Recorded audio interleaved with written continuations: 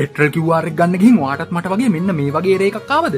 එහෙනම් අනිවාර්යෙන් වීඩියෝ එක සේව් කරගෙන නොදන්න අයටත් දැනගන්න කැමති නම් ෂෙයා කරන්න. පළවෙනි හේතුව ඔයා වැරදි වෙබ්සයිට් යූස් කරන. ඒක නිසා ඔයා fuelpass.gov.lk කියන වෙබ්සයිට් එකටම යන්න. හරි. දැන් පළවෙනි පාට වාහනේ රෙජිස්ටර් කරන අයටනේ මේ ප්‍රශ්නේ එන්නේ. එහෙනම් මෙතනින් vehicle registration කියන එක ටච් කරලා මෙන්න මේ වැරද්ද තුන හදාගත්තොත් ඔයාටත් QR එක ගන්න පුළුවන් වෙයි. හොඳට මතක තියාගන්න.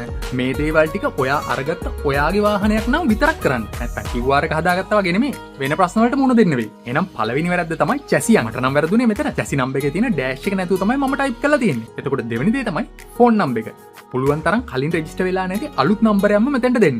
එතකොට තුන්වෙනි එක තමයි identity card number එකයි නමයි. ඉතින් මේකත් ඔයාගේ identity card එකෙන් කලින් QR එකක් හදාගෙන තියෙනවා නම් මම කලින් කිව්වා වගේ වාහනේ ඔයා අරගත් එකක් නම් ඔයාගේ එකක් නම් අන්න එතෙන්ට ඔයාට පුළුවන් මීට කලින් QR code හදාගෙන නැති ඔයාගේම ගෙදර ඉන්න ඔයාගේම කෙනෙක්ගේ identity card number එකයි නමකුයි දෙන්න. ඉතින් මම නම් දන්නේ ඔච්චරයි. එහෙම කරලත් හදාගන්න බැරි නම් තව ටිකක් ඉතින් ඉන්න වෙයි.